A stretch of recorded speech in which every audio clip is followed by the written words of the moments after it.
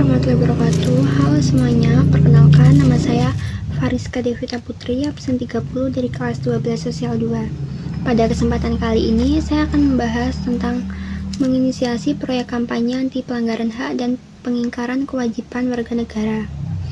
Hak warga negara adalah segala sesuatu yang berhak kita dapatkan sebagai warga negara, seperti hak mendapatkan pendidikan, hak berpendapat, dan hak mendapat perlindungan hukum. Sedangkan kewajiban warga negara adalah sesuatu yang harus kita lakukan seperti menaati hukum, menghormati hak orang lain, membayar pajak, dan menjaga persatuan dan kesatuan. Hak dan kewajiban sudah diatur dalam UUD NRI tahun 1945. Apa itu pelanggaran hak dan pengingkaran kewajiban? Pelanggaran hak itu tidak terpenuhinya atau dirampasnya hak seseorang. Contohnya, bullying, diskriminasi, dan pembatasan kebebasan berpendapat. Sedangkan pengingkaran kewajiban itu tidak melaksanakan kewajiban sebagai warga negara. Contohnya, melanggar aturan sekolah, tidak menjaga kebersihan, dan menyebarkan hoaks. Pentingnya kampanye anti pelanggaran hak itu bertujuan untuk meningkatkan kesadaran masyarakat, mencegah tindakan pelanggaran sejak dini, menumbuhkan sikap tanggung jawab, dan mewujudkan kehidupan yang adil dan tertib. Sebagai pelajar, kita juga punya peran penting. Apa saja langkah-langkah menginisiasi proyek kampanye? Yang pertama, menentukan tema. Contohnya seperti stop bullying di sekolah atau menggunakan media sosial dengan bijak. Lalu yang kedua, menentukan tujuan. Misalnya, mengurangi kasus bullying dan meningkatkan kesadaran siswa tentang kewajiban. Lalu yang ketiga, menentukan sasaran. Contohnya, siswa sekolah, remaja, atau masyarakat sekitar. Lalu yang keempat, menentukan media kampanye. Bisa melalui poster, video pendek, media sosial, atau mading sekolah. Lalu yang terakhir, melaksanakan dan evaluasi.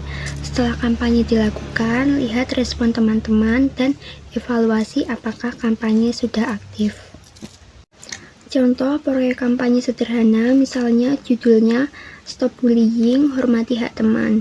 Isi kegiatannya meliputi membuat poster anti-bullying, membuat video edukasi singkat, dan mengajak teman menandatangani komitmen anti-bullying. Lalu hasil yang diharapkan itu lingkungan sekolah menjadi lebih aman, siswa lebih sadar hak dan kewajibannya.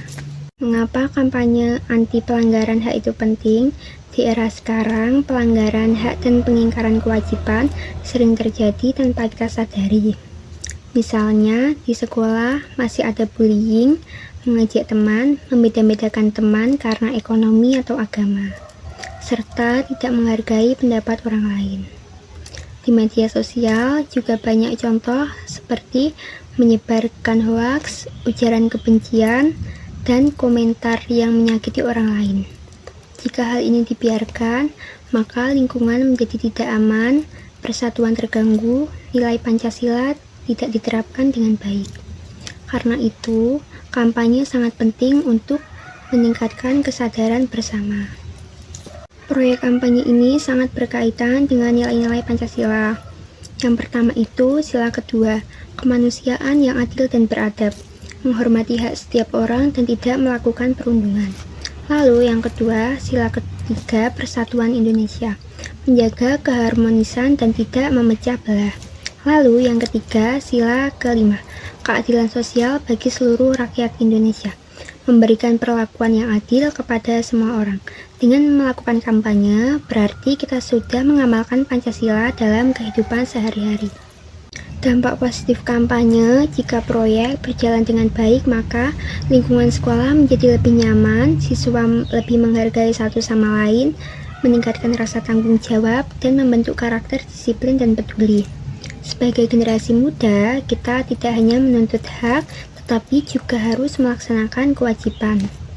Contoh studi kasus singkatnya itu, misalnya di sekolah terdapat kasus bullying, korban merasa tidak nyaman dan takut ke sekolah. Itu termasuk pelanggaran hak atas rasa nyaman.